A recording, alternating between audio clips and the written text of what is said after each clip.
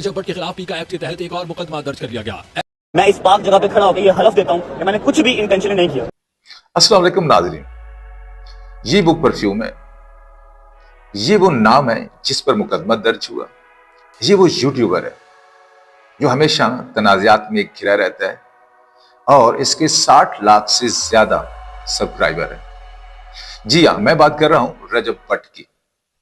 रजब भट्ट हमेशा अपने वीलॉग्स, अपने झगड़ों, गिरफ्तारियों और 295 जैसे तनाज़ात की वजह से हमेशा ट्रेंड करता है, हमेशा खबरों में रहता है। क्या वाकया ये एक गैर जिम्मेदाराना ब्रांडिंग थी या फिर ये सब महज एक गलतफहमी थी? हम इस वीडियो में बात करेंगे कि ये तनाज़ा कैसे शुरू हुआ, रजब भट्ट ने ये नाम क्यों रखा, अवामी रद्द-ए-अमल और कानूनी मामलात के बारे में, और इस मामले से हमें क्या सबक मिलता है। ये सब उस वक्त शुरू हुआ जब रजब भट्ट ने अपना परफ्यूम लॉन्च किया जिसका नाम उसने 295 रखा।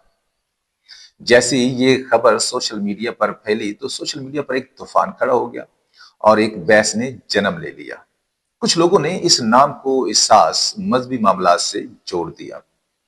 ये नाम पाकिस्तान पिनल कोड पीपीसी के तहत दफा 295 के मुतल्लिक है, जो कि मजहबी तौहीन के कवानीन से तल्लक रखती है। खास तौर पर दफा 295 ए मजहबी जज्बात को मजरूह करना, 295 बी कुरान पाक की बेहुरमती, 295 सी नामुसे रिसालत। बहरहाल ये कोई पहली दफा नहीं है कि रजब भट्ट किसी तनाजे का शिकार हुआ है या उसके ऊपर ये कोई पहला केस है। इससे पहले भी उसके ऊपर कई केसेस हो चुके हैं, जैसा कि गैर कानूनी असला रखने का केस, जैसा कि शेर के बच्चे का केस वगैरह। अब सवाल ये पैदा होता है कि आखिर रजब भट्ट ने ये नाम क्यों रखा? क्या रजब भट्ट की नीयत कुछ और थी या फिर महज ये एक इत्तफाक था या उसकी लाइल्मी थी? रजब भट्ट के मुताबिक ये नाम उसने इंडिया के मशहूर सिंगर सिद्धू मूसेवाले के एक मशहूर गाना 295 से मुतासिर होकर रखा है, क्योंकि रजब भट्ट सिद्धू मूसेवाला का एक बहुत बड़ा परस्तार है। रजब भट्ट के मुताबिक उसका ये नाम रखना किसी मजहबी कानून या एहसास मामले की तरफ इशारा नहीं था। अगर हम पाकिस्तान के तनाजुर से देखें तो ये एक एहसास मामला है और शायद रजब भट्ट ने ये नहीं सोचा था कि ये तनाज़ा आगे चलकर इस कदर बढ़ जाएगा।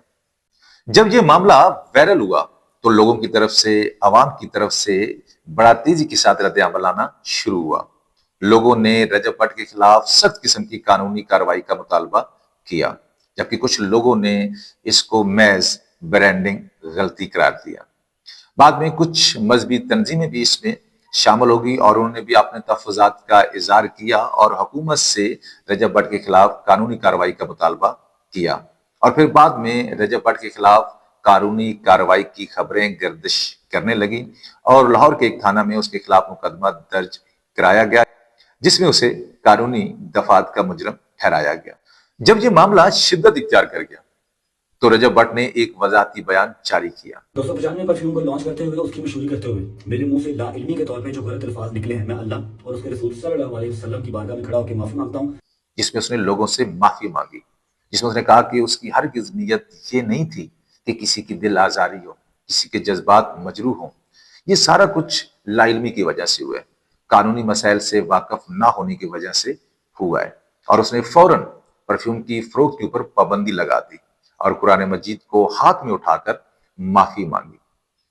इस वाक़े से हमें यह सबक मिलता है कि अवामी शख्सियात को हमेशा एहसास मौज़ूआत पर मोहतात रहना चाहिए ताकि किसी के जज्बात मजरूह ना हो, किसी की दिल आजारी ना हो, ताकि कानूनी मसाइल से बचा जा सके। अगर आप रजब भट्ट की वीडियो देखें तो ये महज एक इत्तफाक लगता है, एक लाइल्मी है, कानूनी मसाइल से नावाकिफियत है।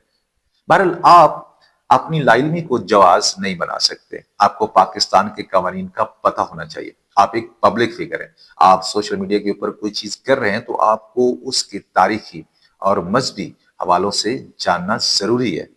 टिल नेक्स्ट वीडियो, अल्लाह हाफिज।